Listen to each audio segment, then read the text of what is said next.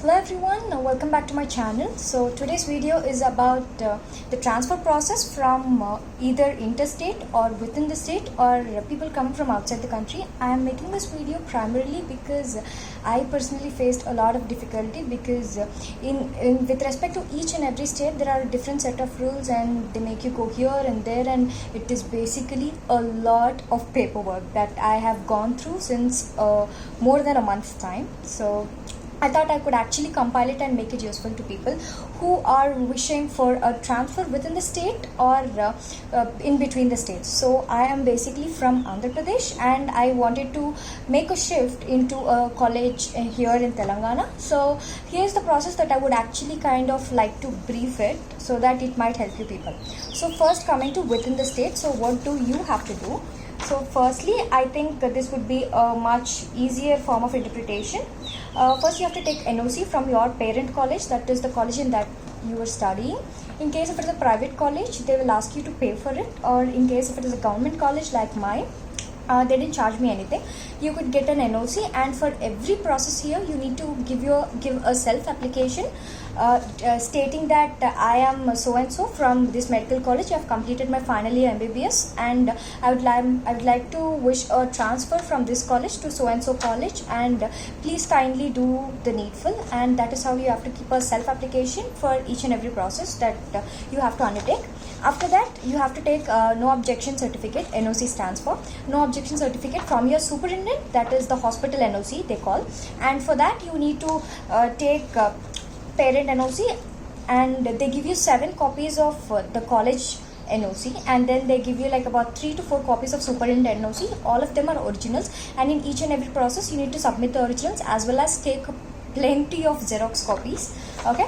After that, you need to take no objection certificate from your respective state medical council, and this medical council, it asks you for a DD form. That the one which I paid was around 4,000 rupees because I've taken it in a Tatkal, and unless and until you go for a Tatkal, I think it would cost much less. It is around 3,000 to 2,000. If you take a Tatkal one, it'll be done faster.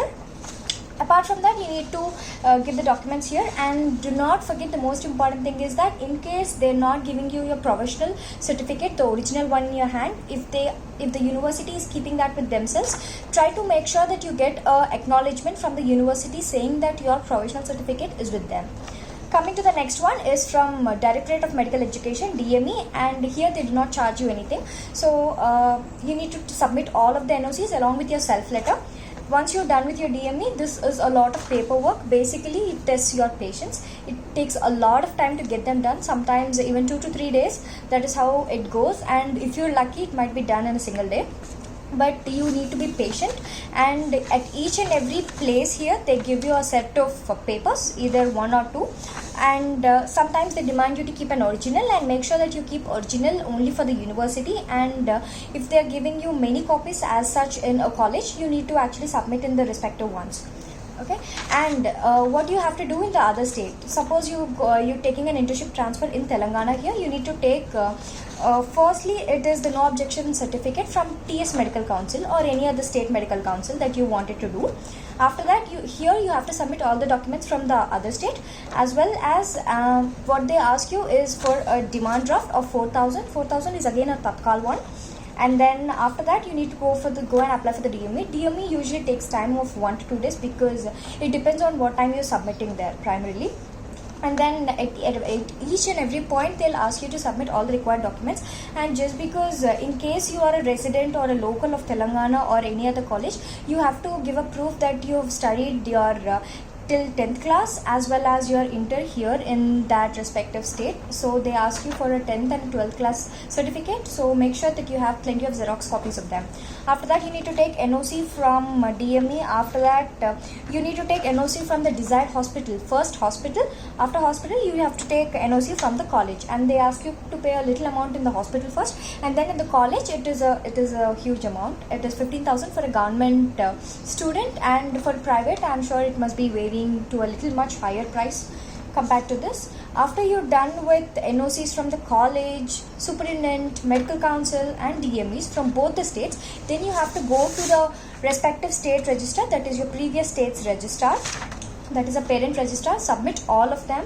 Okay, first they do a verification stamp. After that you have to go to the registrar, and then it will be mostly done in a day or two. And after that day you do not have to pay. You have to pay a DD. I'm sorry, I forgot to mention it. You have to pay a DD of around 2000, I guess. You have to pay a DD of 2000. After that you have to come to the state in which you desire to do your internship. Okay, so that is the other state. I have done here, I've applied for a college here in Telangana, so I have to again go to the registrar of Telangana.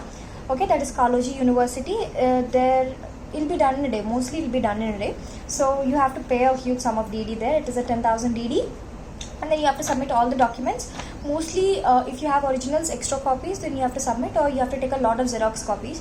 And trust me, you have to go a lot, move a lot, get all of your work done, and it requires a lot of time, patience, and you need to be mentally prepared and moving here and there for a hell lot of times. Okay, moving interstate travel is it takes around, at least you have to move 2 to 3 times, okay, depending upon the amount of work that you get done as early as possible. After that, the joining process. Once you're done with both the university NOCs, then you have the joining order, that is in the respective states that you wanted to pursue your internship. There you have to again submit it to the DME. In the DME, they'll again ask you for the originals of the college in which you desire to do your internship, the college as well as the hospital NOCs. They ask you in originals, and then you have to give an affidavit stating that you're doing internship in this college starting from this period, and then you're not eligible to take the stipend, and then they give you a set of regulations for which you have to comply. After that, you have to go to the hospital or the college. Sorry, you have to go to the college first. Next, you have to go to the hospital, and then they'll be mentioning in the form saying that you have to pay around 30,000 for medical and around 45,000 for dental. That is the fee that you have to pay in the hospital again. Okay.